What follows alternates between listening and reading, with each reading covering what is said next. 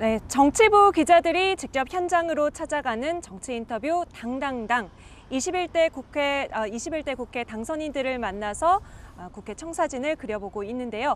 180석 거대 여당의 청사진은 누가 그려보고 있을까요? 오는 7일 열릴 더불어민주당 원내대표 경선에 출사표를 던진 정성호 의원과 함께합니다. 안녕하세요. 네, 반갑습니다. 네. 지금 원내대표 경선에 출마하시는 후보 3분 중에 가장 먼저 기자회견을 열어서 출마 선언을 하셨어요. 제일 먼저 발표하신 이유는요?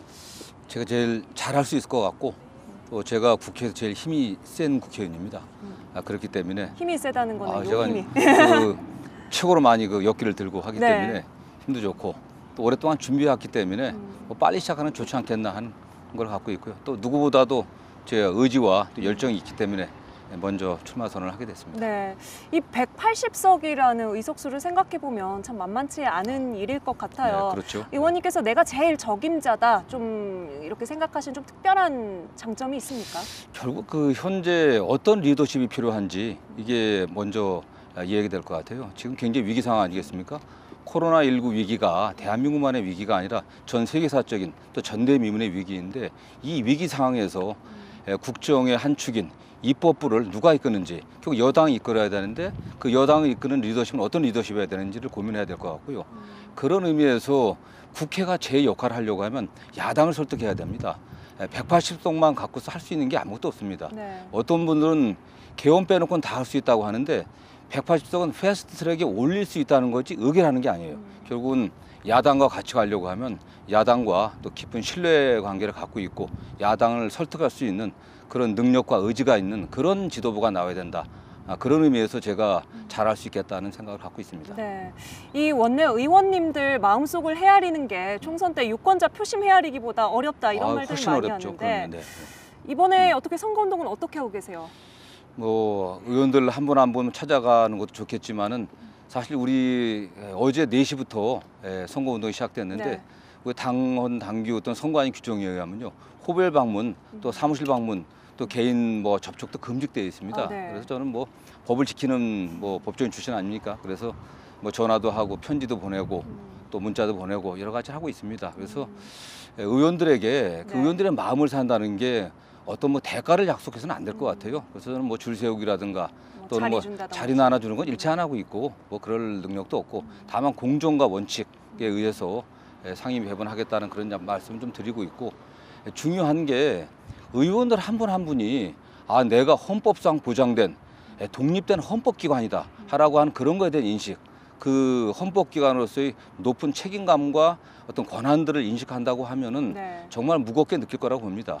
이번에 초선 의원들 같은 경우는 처음으로 사실상 헌법기관으로서 첫 권한 행사거든요. 네. 사실상의 그 첫 권한 행사이기 때문에 정말 이 시대적인 위기, 국가적 상황을 갖다 고려해갖고 적절한 후보를 뽑을 거라고 저는 믿습니다. 네. 그런데 이 상대 후보 두 분이 대표적인 당의 이제 친문 성향의 의원들로 분류되는 분들이세요. 그렇다 네. 보니까 당정청 협력 관계라든지 소통에 있어서는 조금 밀리지 않겠느냐 이런 시선도 있거든요. 사실은 저도 진짜 친문입니다. 저도 문 대통령 지지하고 네. 문 대통령 당선을 위해서 열심히 네. 뛰었던 사람이기 때문에 저도 네. 친문이고요. 대통령과 정치적 이해관계나 노선을 늘 같이 하고 있습니다. 네네. 다만 친문 비문들은 별 바람직하지는 않은 것 같아요. 오히려 저는 원내대표가 네. 소위 말하면 정권과 가깝고라든가 아니면 당권에 가까운 사람보다는 국민과 가까워야 된다고 생각합니다. 국회가 대의기관 아니겠어요? 네네. 국민들을 대표해야 되기 때문에 국민의 목소리를 경청하고 그 경청된 목소리를 국회의원들이 모아서 여당으로서 청와대와 정부를 설득하고 네. 선제적으로 끌어가는 그런 관계가 중요한 것 같아요. 저는 그런 의미에서 제가 친문이 아니다라는 네. 주장에는 반대하고 오히려 더 건강한 당정청 관계를 만들어낼 수 있고요. 정부의 고위공무원들한테 물어보면은 전 제가 1등할 거라고 보고 있습니다. 어떤 게 의정활동 같은 거? 의정활동이라든가 당과 정부와의 관계에 있어서 저는 자신 있습니다. 네. 네. 그러니까 계파를 나누는 건 옳지 않지만 어쨌든 나도 친문이다. 그 반대로 이 의원님 앞에 비주류라는 수식어가 많이 봤거든요. 그러니까 이 수식어가 좀 지지 기반이 약하다, 좀 이런 느낌으로 전달이 될 때가 있어요. 어떻게 받아들이세요? 근데 이번에 우리가 시민당과 합쳐갖고 더불어시민당과 합쳐서 180석이고 이번에 유권자는 163석입니다. 네. 아직 통합이 안 됐기 때문에 근데 여기에 무슨 뭐 주리 비주리가 어디 있겠어요, 사실은요. 제가 뭐 당권에 있질 않았기 때문에 뭐 그런 비당권파라고 할 수도 있겠죠. 그러나 지금 민주당 의원 다 주류입니다, 사실은요. 국가 운영에 여당이 주류 아니겠어요? 네. 그렇기 때문에 뭐 비주류라고 뭐 비문이라고 하니까 차라리 비주류라고 써달라고 하니까 자꾸 또 비주류라고 하는데 좀 비주류가 아니고 네. 우리 국정 운영의 주류입니다. 네. 주류이고 또 그런 책임감을 갖고 있습니다. 또 예. 잘할 의지도 있고요. 19대 국회에서는 원내 수석 부대표를 하셨어요. 네네. 이때가 국회가 새누리당 과반 의석에 박근혜 정부 출범 직후니까 네. 좀 협상 여지가 비좁아서 힘드셨을 것 같은데 어떻게 하셨습니까? 굉장히 어려운 때였죠. 그 당시 국정원 댓글 국정 조작됐다는 그런 의혹이 상당히 제기되고 있었고 굉장히 그다음에 여당이 다수당이었고 제가 그 당시 소수 야당의 원내 수석 부대표였지만 저는 끈질기게 요구했습니다. 여당 원내 수석 부대표 방에 찾아가서 살았어요. 그 당시 여당 원내 수석 부대표가 저 만나기 싫어갖고 네. 다른 도망가면 거기까지 피해가니까? 찾아갔습니다. 네.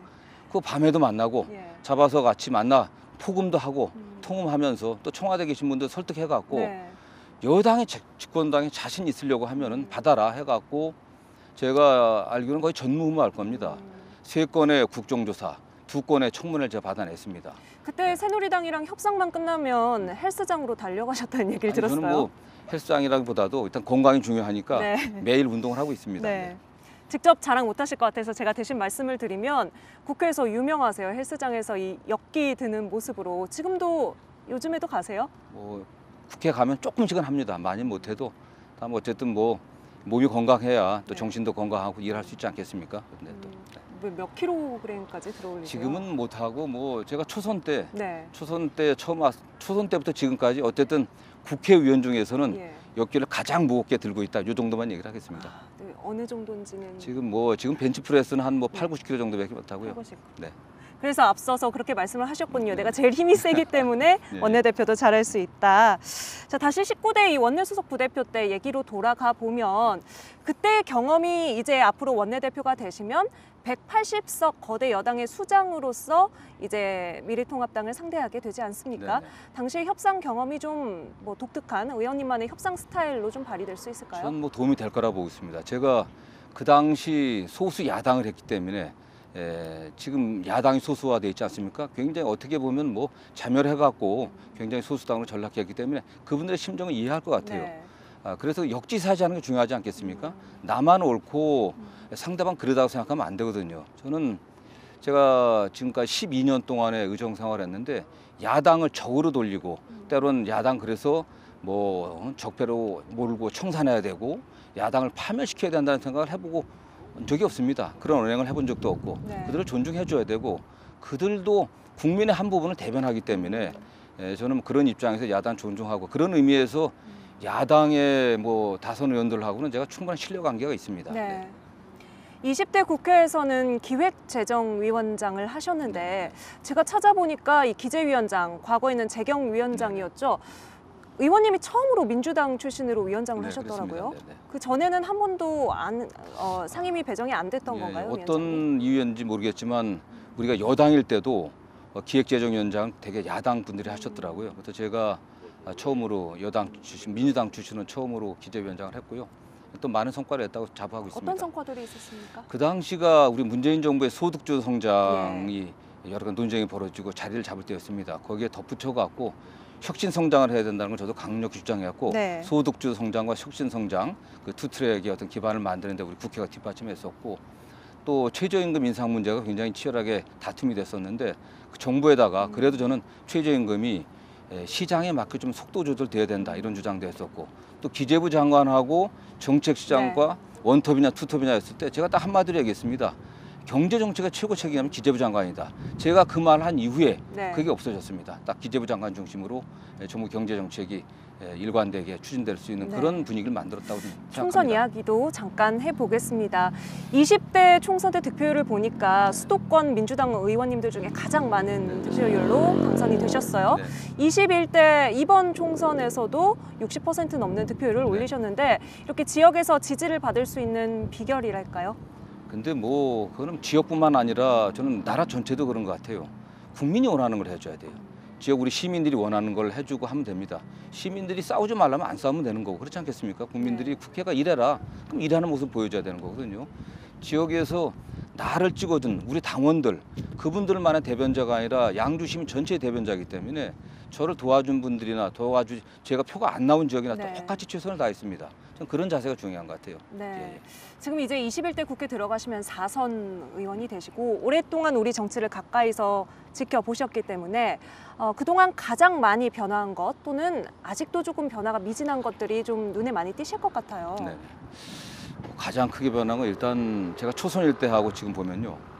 이게 제가 초선일 때는 그 선수 위주의 어떤 수직적인 문화가 좀 국회에 많이 있었습니다. 이제는 완전히 수평적인 것 같아요. 네. 물론 뭐 선수에 따른 존중은 있겠지만 제가 초선일 때는 다선 의원들한테 감히 말을 못했습니다. 예. 의견 개진도 힘들었는데 지금은 전혀 그런 거 없는 것 같아요. 정말 국회가 그런 의미에서 열려 있고 더 민주적으로 되지 않았나 이런 생각을 합니다.